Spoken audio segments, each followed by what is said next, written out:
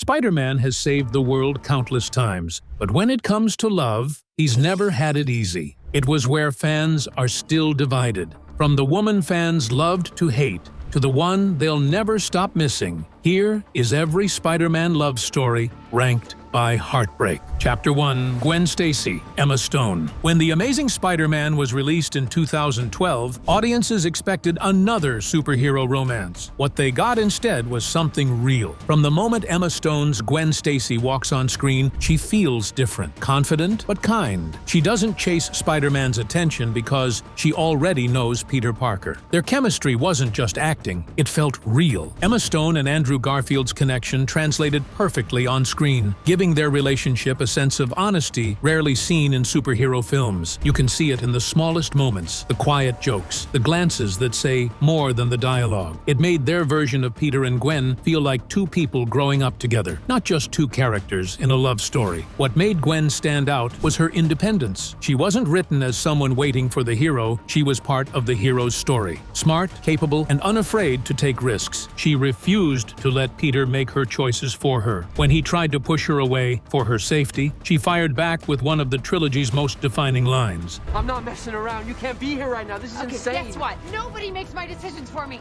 All right? Nobody. This is my choice.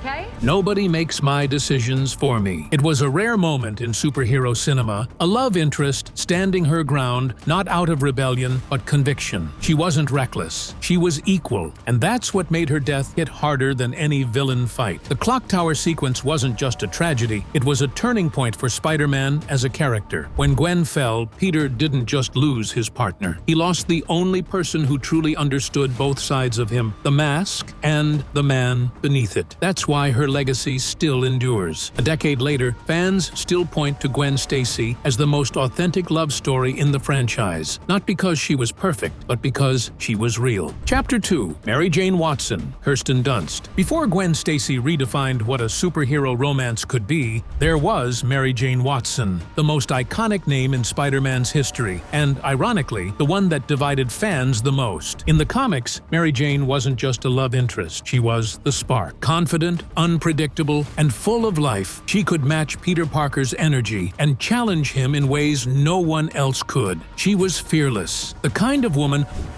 Face it, Tiger. You just hit the jackpot.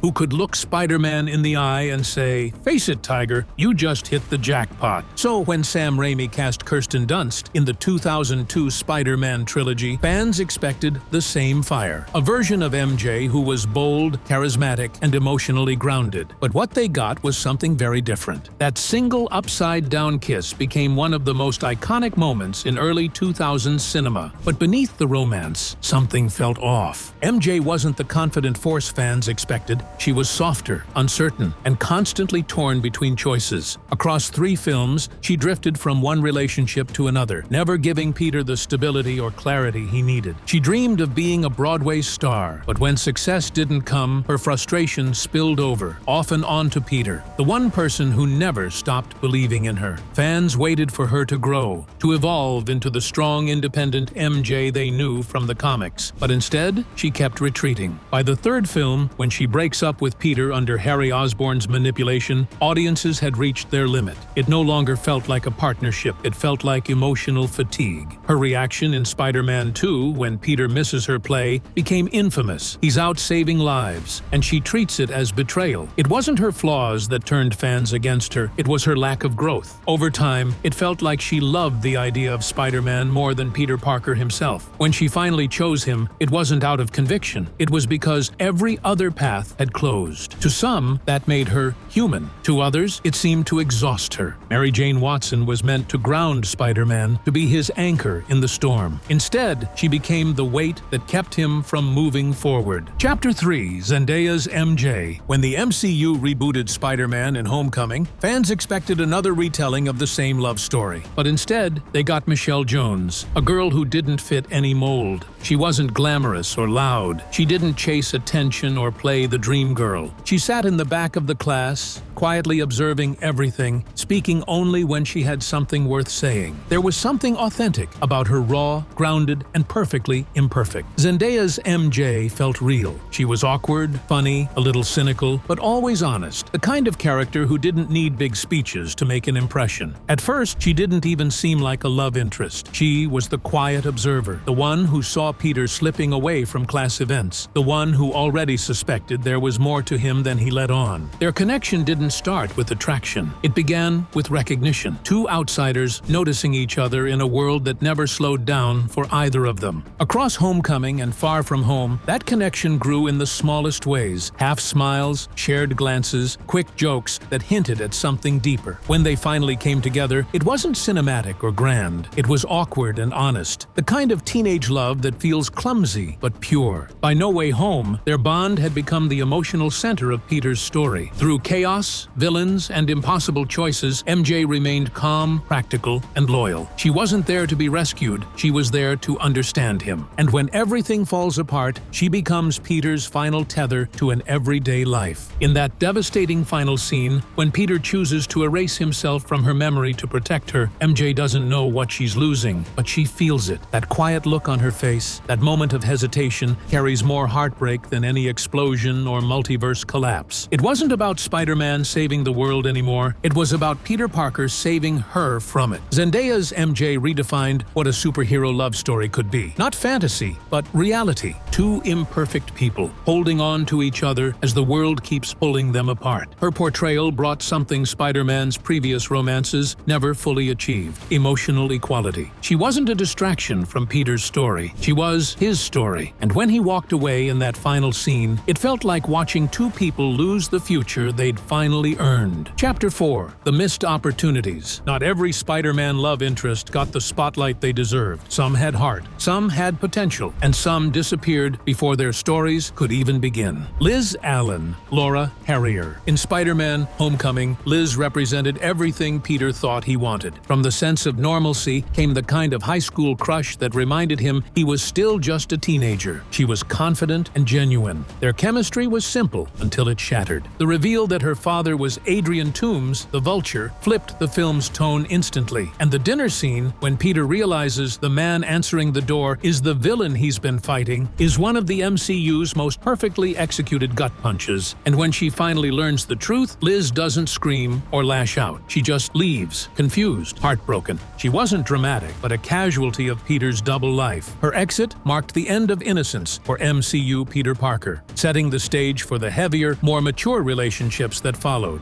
Felicia Hardy, Felicity Jones. In the comics, Felicia Hardy, the Black Cat, is one of Spider-Man's most complex love interests. She's bold, unpredictable, and operates in the moral gray, a thief who flirts with both danger and heroism. Instead of simply loving Peter, she challenges him. But in The Amazing Spider-Man 2, her cinematic debut was reduced to a single forgettable role: Harry Osborn's assistant. No hint of her alter ego, no spark with Peter. She was introduced, named Felicia, and then nothing. It wasn't just a minor role, it was a wasted opportunity. Felicia Hardy could have been the perfect bridge between Peter's personal life and his vigilante world. This woman mirrored his dual identity and forced him to question his own moral boundaries. Gwen Stacy, Bryce Dallas Howard. Then came Bryce Dallas Howard's version of Gwen in Spider-Man 3. She was everything the movie around her wasn't: calm, grounded, and sincere. Her role wasn't to replace MJ, but to contrast her. Like in the movie, when Peter, under the influence of the symbiote, brings Gwen to the jazz club to make MJ jealous, Gwen's reaction says everything about her character. She realizes what's happening, apologizes to MJ, and quietly walks out. In a film overflowing with noise, three villains, multiple storylines, and a spiraling Peter Parker, Gwen became the unexpected voice of conscience. She reminded audiences that Spider-Man's most incredible fight was never against monsters or criminals. It was against his own ego. Chapter 5. What makes a great Spider-Man love story? Looking back across decades of films, every version of Spider-Man's love life mirrors a different part of Peter Parker himself. Mary Jane Watson reflects his need for connection and validation to be loved beyond the mask, even when that love becomes fragile. Gwen Stacy had his innocence and heartbreak as a reminder that no matter how hard he fights, he can't save everyone. Zendaya's MJ represents mature maturity and evolution, the moment Peter learns that love sometimes means letting go. And those missed opportunities, Liz, Felicia, and Bryce's Gwen, each show something Peter constantly battles: the impossibility of balance. Every time he gets close to happiness, the world reminds him of the cost of being Spider-Man. Because for Peter Parker, love has never been the reward. It's the sacrifice. He saves the city, he saves the people, but never the ones closest to him. That's the tragedy that makes his story timeless. Every universe, every reboot, every love interest, it always comes back to the same truth. The mask changes, the faces change, but the story stays the same. For every Spider-Man who falls in love, a goodbye waits just ahead. Mary Jane, Gwen, and Michelle each taught Peter something about love,